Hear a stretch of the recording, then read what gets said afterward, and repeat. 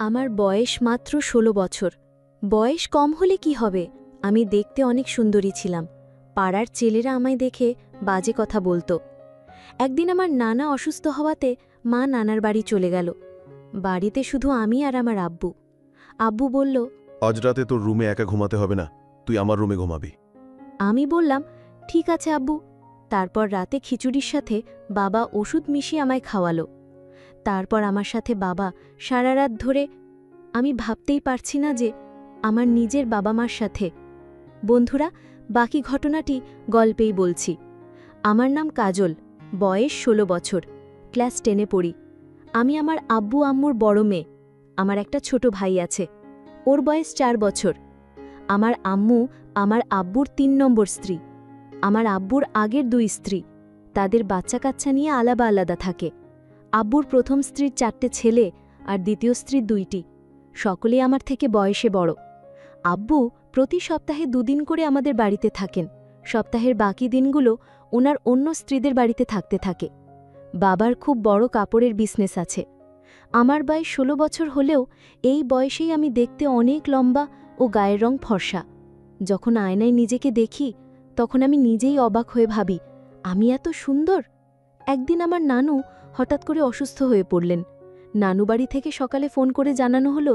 খবর শুনেই আম্মু আমার ছোট ভাইকে নিয়ে তড়িঘড়ি করে তাকে দেখতে হসপিটালে বেরিয়ে গেলেন। আমি বাড়িতে একা রইলাম। আম্মু দুপুরের দিকে আমাকে ফোন করে বললেন যে তার আব্বুর অবস্থা খুব খারাপ, তাই আম্মু আগামী ৯ দিন হয়তো বাড়িতে ফিরতে পারবেন না।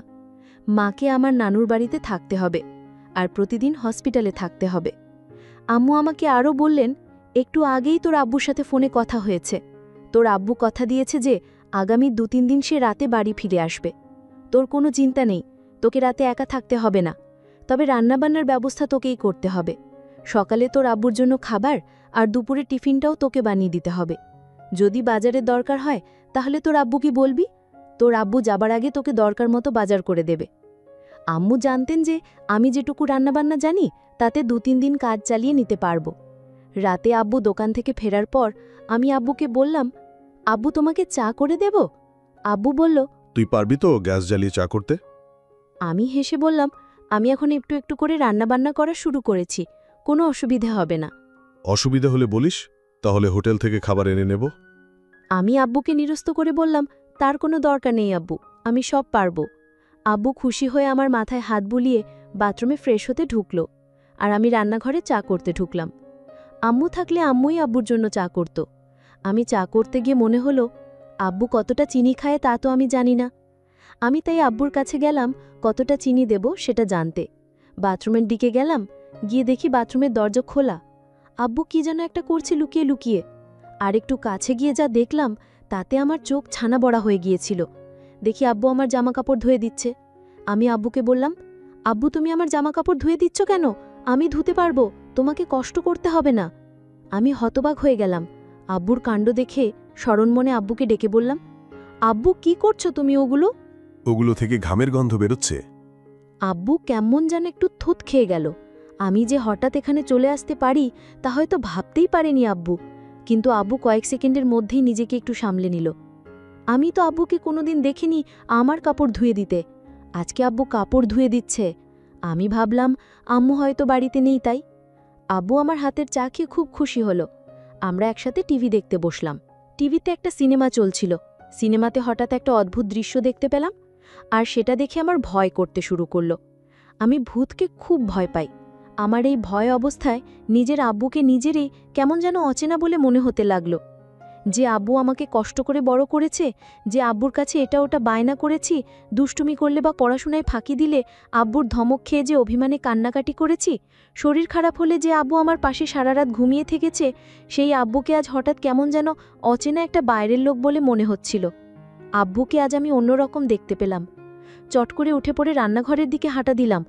আব্বুকে বললাম, আব্বু আমি একটু রান্নাঘরে যাচ্ছি, আমাকে রাতের খাবার গরম করতে হবে।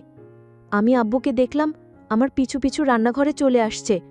আমি আব্বুকে বললাম, তোমার আসার দরকার ছিল না, আমি সব কিছু করতে পারবো। তারপর রাতে আমি আর আব্বু একসাথে খাবার টেবিলে খেতে বসলাম। দেখি খাবার খেতে বসেও আব্বু এক অন্যরকম দৃষ্টিতে আমার দিকে বারবার তাকাচ্ছে। জীবনে কোনোদিন আব্বুকে আমার দিকে এরকমভাবে তাকাতে দেখিনি আমি। আব্বু হঠাৎ আমাকে জিজ্ঞেস করল, তোর আম্মু কবে ফিরবে? আমি বললাম, জানি না, তবে আম্মু আজ ফিরতে পারবে না, সেটা বলেই গেছে। কাজল, আজ রাতে তুমি আমার রুমে ঘুমাবে। কেন আব্বু? আমি তো আমার ঘরে শোবো বলে বিছানা করে রেখেছি। আজকে তো তোমার আম্মু নেই, আলাদা বলে শুয়ে কি হবে? আর তাছাড়া আমি তোমাকে একা একা রুমে ঘুমাতে দিতে পারি না।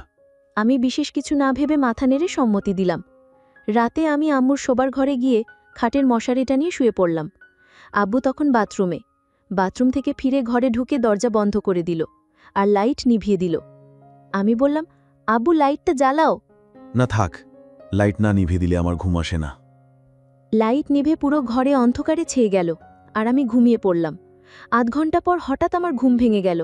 আমার কোনোভাবেই ঘুম আসছিল না। আমি লক্ষ্য করলাম আব্বু ঘুমায়নি, এখনো জেগে আছে। আমি আব্বুকে বললাম, আব্বু তুমি এখনো ঘুমাওনি কেন? আব্বু তখন বলল, আমার ঘুম আসছে না, তোর মায়ের কথা খুব মনে পড়ছে। আমি আব্বুকে বললাম, আব্বু একদিন হলো না আম্মু বাড়িতে নেই, আর তাতেই তুমি এত চিন্তিত হয়ে গেছো? আমি তোর মাকে অনেক ভালোবাসি। তুমি শুধু আম্মুকেই ভালোবাসো? এই পরিবারের সবাইকে ভালোবাসি, তবে তোকে একটু বেশি স্নেহ করি। জানো আব্বু, পাড়ার বদমাইশ ছেলেগুলো মাঝে মাঝে আমার দিকে কেমন দৃষ্টিতে তাকিয়ে থাকে। এ কথা বলতেই আব্বু কেমন একরকম অদ্ভুত আচরণ করেছিল, ঠিক বুঝতে পারছিলাম না। তাছাড়া আব্বু আমাকে এখন তুই তুই করে না বলে মাঝে মাঝেই তুমি করে কথা বলছিল। আব্বু তুমি এরকম করো না, তুমি আমার বাবা, আর তুমি আমাকে তুই তুই করে না বলে তুমি তুমি করেই বা কথা বলছো কেন? তোমাকে খাইয়ে পড়িয়ে অনেক স্নেহ ভালোবাসা দিয়ে বড় করেছি। আমি তোমার পেছনে অনেক টাকাও খরচ করেছি। আমি আজ তোমার কাছে এমন একটা জিনিস চাইব, তুমি আমাকে দিবে না বলো? আব্বু তুমি এভাবে বলছো কেন? আমি তোমার মেয়ে, আমি তোমার সব ইচ্ছা পূরণ করতে পারি। আব্বু তখন খুশি হয়ে বলল, সত্যি আমার একটা ইচ্ছে ছিল, সেটা তুমি পূরণ করবে? আব্বু তুমি কেন ভয় করছো? আর আমি তোমার মেয়ে, আমার কাছে কোনো কিছু লজ্জা পেলে কি চলবে? তুমি বলো, আমার কাছে কি চাও আব্বু? আচ্ছা মা, আমি তোমার আম্মুর সাথে যা করি আমি তোমার সাথে তা করতে চাই। তুমি কি তাতে রাজি? আব্বু তুমি এসব কি বলছো? আমি তোমার মেয়ে, আমি কি বড় হয়ে গেছি যে আমি তোমার সকল কথা রাখতে পারবো? আমি তো এখন অনেক কিছু বুঝি না। আব্বু আমি তোমার মেয়ে, আর তুমি কি বলছো এসব? আমি এই কথা কিছুতেই রাখতে পারবো না। আব্বু তখন কেঁদে বলল, তুমি যখন ছোট ছিলে তখন তোমার শরীর খারাপ হলে কত রাত আমি না ঘুমিয়ে জেগে থেকেছি জানো? তুমি কত বায়না করেছো আমার কাছে। তোমার সব ইচ্ছা, বিভিন্ন গিফট আমি কষ্ট করে তোমার আবদার পূরণ করেছি। আজ তোমার কাছে আমি একটা সামান্য জিনিস চাইছি, তা তুমি দিতে পারবে না আমায়? বাবা এটা সামান্য না, এটা কেউ দিতে পারবে না। তাহলে তুমি আমাকে এত বড় কষ্ট দিলে, তুমি মুখে উপর না করে দিলে। আমি জানতাম না আমার মেয়ে এতটা পাষাণ হতে পারে। বাবা এটা কি করে সম্ভব তুমিই বলো। আর তোমার মতো বাবা আমি খুব কম দেখেছি। যেটা পারবো না সেই জিনিসের কথা কেন বললে বাবা? আমি বাবাকে তখন কান্না করতে দেখলাম। বাবা কাঁদছে। আমি বাবাকে বললাম, তুমি কাঁদছো কেন এইভাবে? ঠিক আছে, তুমি যদি কান্না না থামাও, তুমি আমায় যা বলছো সবকিছু আমি কিন্তু আম্মুর কাছে বলে দিব। না মা, মা এসব কি কাউকে বলা যায়? তুমি তোমার আম্মুকে কিছু বলো না।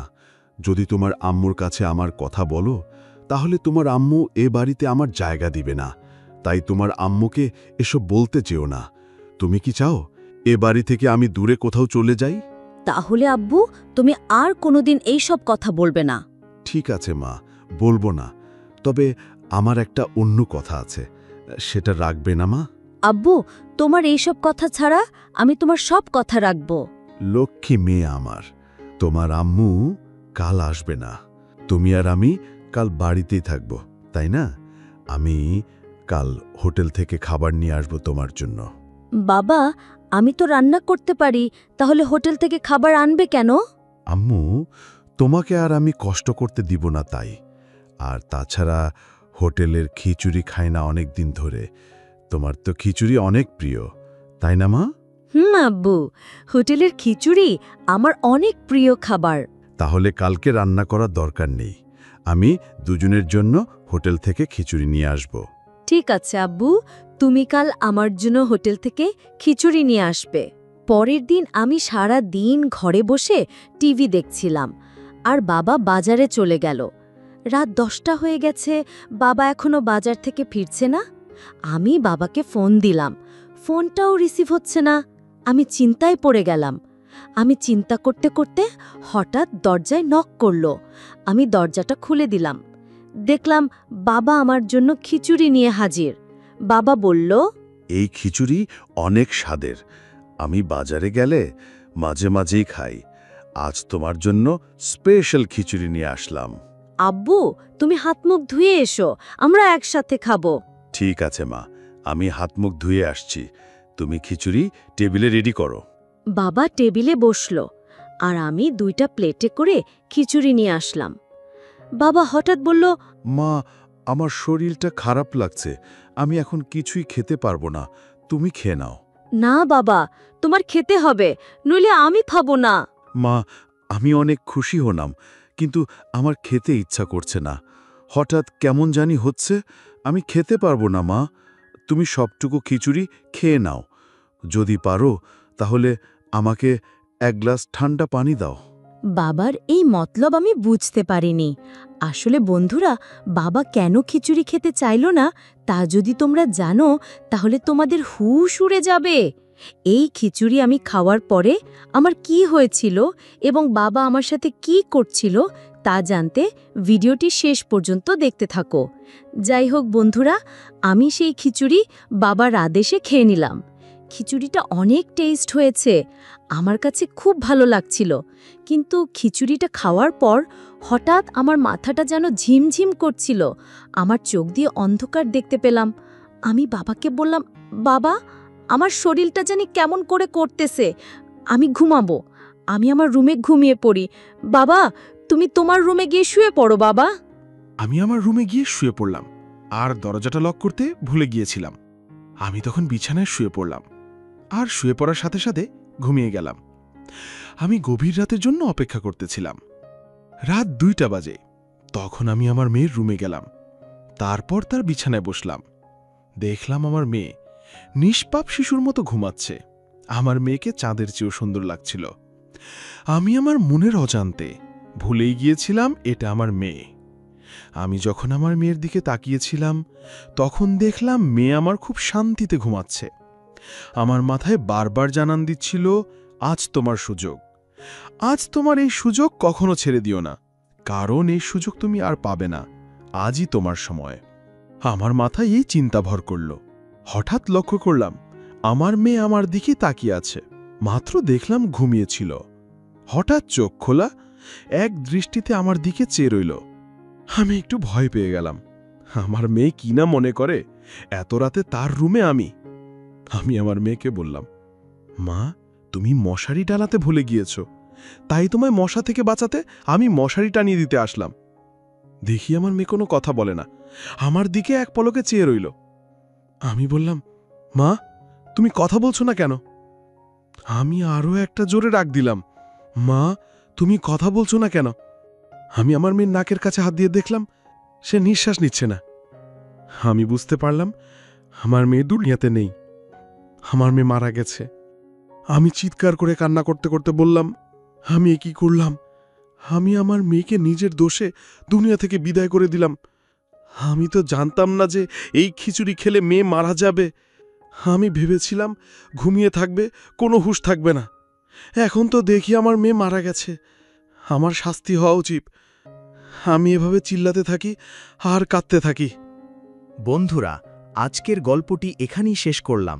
গল্পটি তোমাদের কেমন লেগেছে? গল্পটি ভালো লাগলে চ্যানেলটি সাবস্ক্রাইব করে পাশে থাকবেন। ধন্যবাদ।